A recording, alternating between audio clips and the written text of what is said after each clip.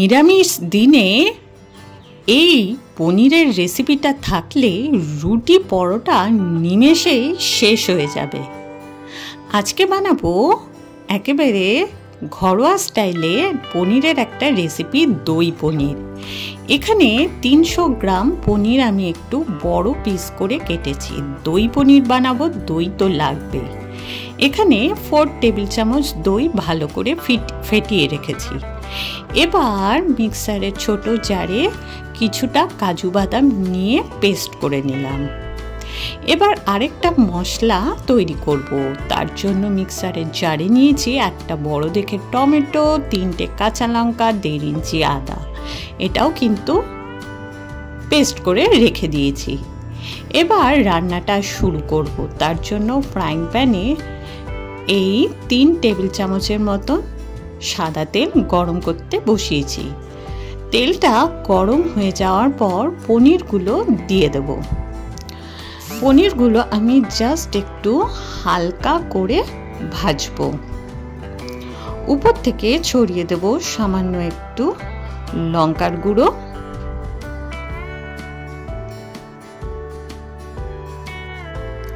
আর এই রেসিপিটা কিন্তু খুব চটজলদি বানানো হয়ে যায়। সামান্য একটু হলুদ গুঁড়ো আর সামান্য একটু নুন। আপনারা চাইলে কড়াইতে দেওয়ার আগে মানে ভাজার আগে নুন, হলুদ, লঙ্কার গুঁড়ো দিয়ে মেখে নিতে পারেন।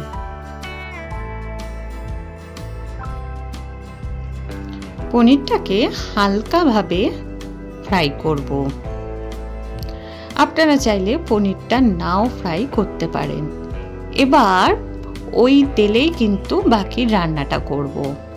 আমি এখানে আর তেল দিচ্ছি না।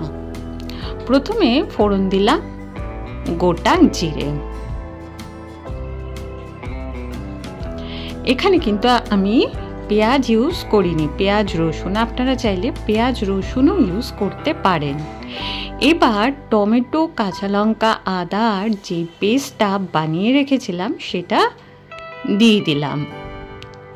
এটা এবার বেশ কিছুক্ষণ ফ্রাই করব, যতক্ষণ না কাঁচা গন্ধটা চলে যায়। তারপরে আমি এখানে কিছু ড্রাই স্পাইসেস দেব। প্রথমেই দিচ্ছি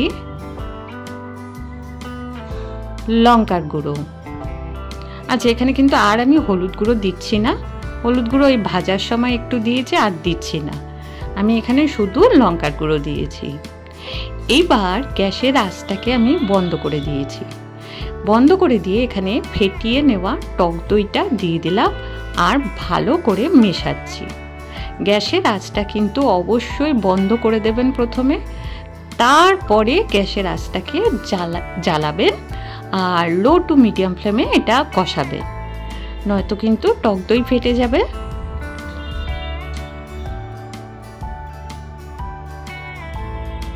খুব কম মশলায় কম উপকরণে এটা হয়ে যায়।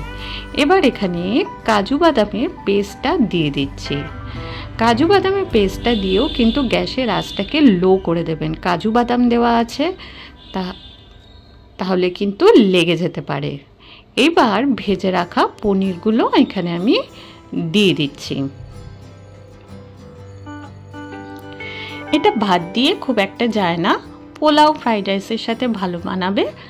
আর হচ্ছে রুটি, পরোটা, লুচির সাথে এটা ভালো যাবে। আমরা কিন্তু লুচির সাথে খেয়েছিলাম। যেই দিন গুরু পূর্ণিমা ছিল সেই দিন আমি এটা বানিয়েছিলাম। এবার এখানে এই 1/2 কাপ জল দিয়ে দিচ্ছি।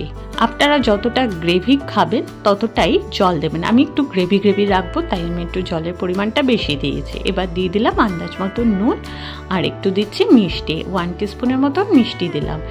এই পনিরের নিরামিষ তরকারিটা একটু মিষ্টি মিষ্টি হলে ভালো লাগে। আচ্ছা, ঝোলটা এরপর ভালো করে টেনে নিয়েছে। আমি প্রায় 5 মিনিট ঝোলটাকে ফুটিয়েছি।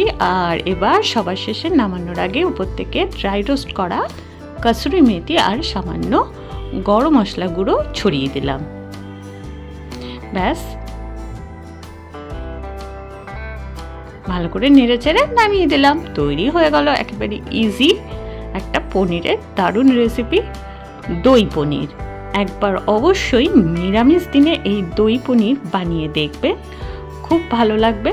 আশা করি ভালো লাগলো। ভালো লাগলে একটা লাইক, একটা শেয়ার, একটা প্লিজ কমেন্ট করবেন, আর অবশ্যই অবশ্যই সাবস্ক্রাইব করে পাশে থাকবেন। প্লিজ সাবস্ক্রাইব করবেন। অনেকেই ভিডিও দেখে কিন্তু সাবস্ক্রাইব করে কম, প্লিজ একটা সাবস্ক্রাইব করে যাবেন।